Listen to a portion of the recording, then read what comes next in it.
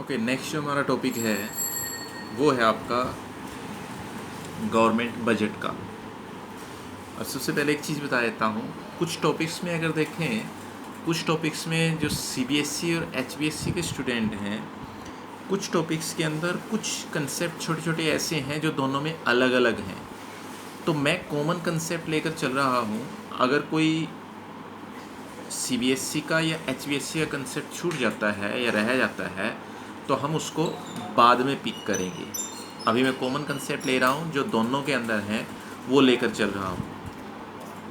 अब उसके बाद अगर देखें, जो हमारा नेक्स्ट टॉपिक है वो है आपका गवर्नमेंट बजट, यानी कि सरकारी बजट। अब सरकारी बजट में क्या क्या हमारे पास आता है वो देखेंगे। पहले एक बार इसका मीनिंग देखते हैं। Government budget is a statement of the estimates of the government receipts and government expenditures during the period of the financial year। अब आप +2 में हो चुके हैं तो फाइनेंशियल ईयर तो आपको बताने की ज़रूरत नहीं है कि फाइनेंशियल ईयर आपका है क्या। फाइनेंशियल ईयर आपका 1 अप्रैल से स्टार्ट होता है और 31 मार्च को आपका क्लोज हो जाता है। सेकेंड थिंग, अब इसके मीनिंग में है क्या। Government budget is a statement कि गवर्नमेंट बजट क्या है, सरकारी बजट क्या है, एक विवरण है, यानी एक डिटेल है किसकी, ऑफ द एस्टिमेट्स, पूर्वानुमानों की, of the government receipts and government expenditure. यानी गवर्नमेंट क्या करती है, 1 अप्रैल से पहले, 1 अप्रैल को ईयर स्टार्ट होता है, तो 1 अप्रैल से पहले गवर्नमेंट अपनी एक स्टेटमेंट प्रेजेंट करती है और उसमें हर साल की बात है ये, हर साल गवर्नमेंट एक स्टेटमेंट प्रेजेंट करती है और उस स्टेटमेंट में ये बताती है कि लास्ट ईयर में गवर्नमेंट ने कहाँ कहाँ कितना कितना खर्च किया और कहाँ कहाँ से कितनी कितनी रिवेन्यू आई, यानी कि रिसीट आई, यानी प्राप्तियाँ कहाँ से हुई और खर्च कितने हुए।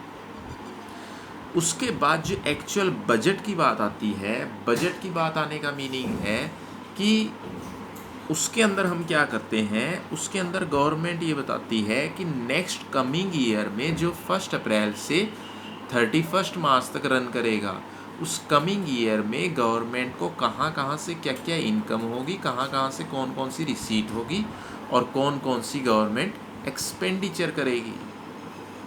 तो गवर्नमेंट कमिंग ईयर के बारे में बताती है, इसलिए इसे एस्टीमेट कहा जाता है, क्योंकि फ्यूचर की फोरकास्टिंग हम नहीं कर सकते कि फ्यूचर में क्या होगा, तो इसे एक एस्टीमेट कहा जाता है। स्टेटमेंट की डिटेल में बताया जाता है, इसलिए एक स्टेटमेंट है, एक विवरण है, यानी उन पूरी की डिस्क्रिप्शन है, जितनी रिसीट्स हैं और जितने एक्सपेंडिचर्स हैं, रिवेन्यू और एक्सपेंडिचर्स की एक पूरी डिटेल है, इसलिए इसे स्टेटमेंट कहते हैं। Of government receipts and government expenditure during the period of financial year. तो ये मैंने आपको बता दिया कि गवर्नमेंट क्या करती है, 1 अप्रैल से 31 मार्च तक उसका जो जो खर्च होगा वो सारे के सारे खर्च, और जहाँ जहाँ से रिसीट होने की संभावना है, आय प्राप्त होने की संभावना है, वो सारी की सारी वो डिटेल गवर्नमेंट बताती है और उसको एक स्टेटमेंट के रूप में प्रेजेंट करती है। अब दूसरी चीज़, आप इस बजट को अपने अकॉर्डिंग भी ले सकते हैं।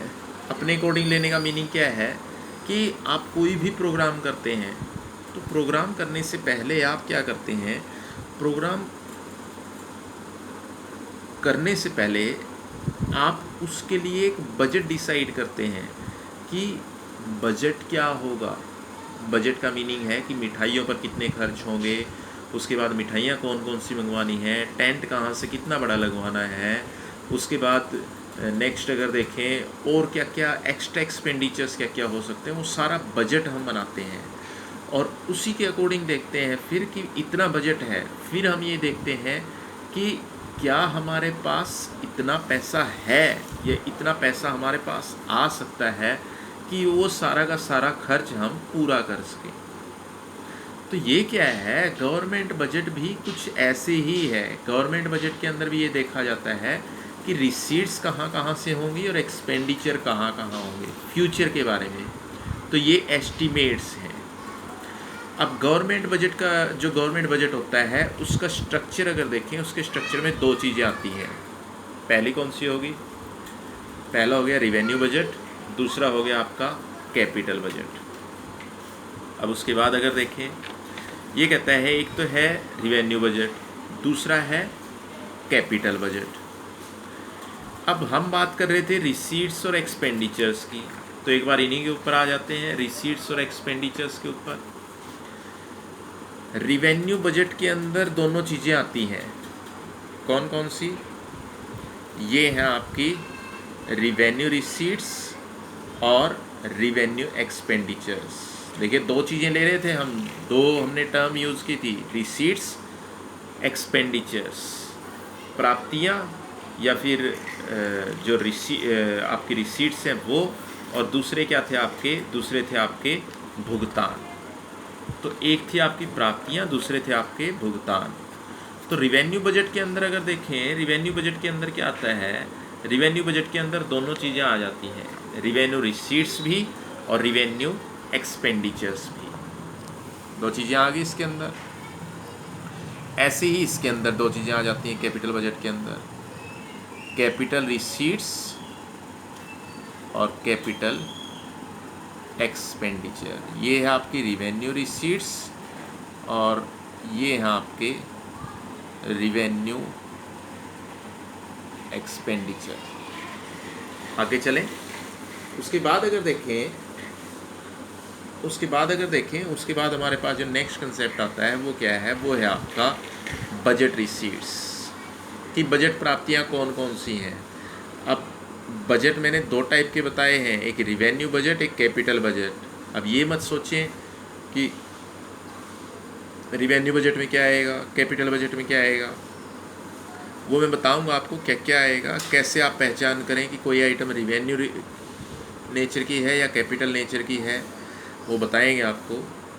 अब बजट रिसीट्स में अगर देखें, बजट की एक तो बजट की रिसीट्स हैं, रिवेन्यू है या कैपिटल है वो बाद की बात है। हम बात कर रहे हैं जस्ट कि वो बजट रिसीट है या बजट एक्सपेंडिचर है। तो बजट रिसीट्स में कौन कौन सी रिसीट आई, सोचिए एक बार। बजट रिसीट में दो रिसीट आ गई, एक रिवेन्यू रिसीट, दूसरी आपकी कैपिटल रिसीट। अब यहाँ पर अलग अलग करेंगे, दोनों को पहचानेंगे कि दोनों रिसीट्स अलग अलग कैसे हैं और दोनों की पहचान कैसे हो सकती है कि कौन सी रिवेन्यू रिसीट है और कौन सी आपकी कैपिटल रिसीट है।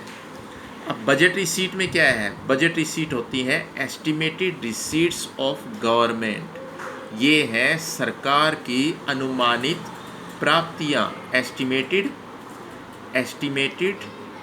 ये है आपकी estimated receipts of the government, सरकार की अनुमानित प्राप्तियाँ, यानी सरकार को जिनका अनुमान है कि ये प्राप्तियाँ अगले एक वित्तीय वर्ष में हमें हो सकती है, वो सारी की सारी सरकार की अनुमानित प्राप्तियाँ हैं।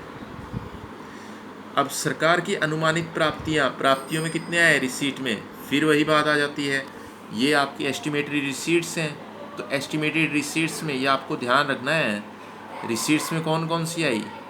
रिवेन्यू रिसीट्स, दूसरी आपकी कैपिटल रिसीट।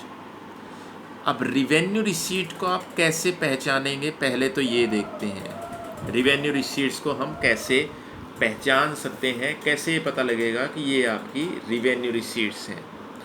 तो यहाँ अगर देखें, रिवेन्यू रिसीट्स हों चाहे कैपिटल रिसीट्स हों, दोनों की हम फीचर देखेंगे, फीचर के थ्रू ही दोनों को पहचानेंगे। जैसे मैं एक जस्ट आइडिया बता देता हूँ, वो फीचर्स हम नेक्स्ट डे में करेंगे, लेकिन यहाँ एक फीचर कर लेते हैं, उससे आपको पता चल जाएगा कि हम पहचानते कैसे हैं। These receipts do not create any liability for government. These receipts do not create any liability for government. कि ये जो प्राप्तियां हैं ये गवर्नमेंट के लिए कोई भी लाइबिलिटी क्रिएट नहीं करती। फॉर एग्जाम्पल क्या आ गया? टैक्स।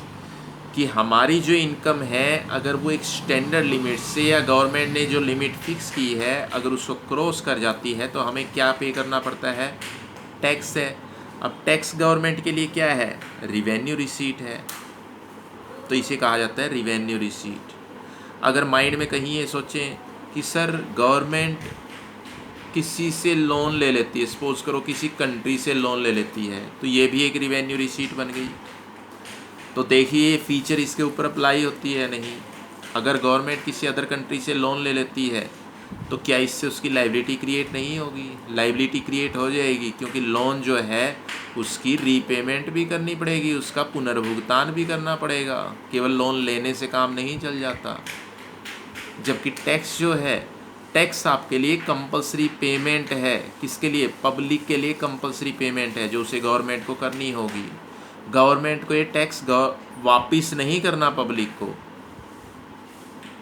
तो पहले कल यहाँ से ही स्टार्ट करेंगे, टैक्स से ही, टैक्स क्या है आपका, उसके बाद देखेंगे रिवेन्यू रिसीट्स आपकी कौन कौन सी फीचर है और कैसे पहचान सकते हैं।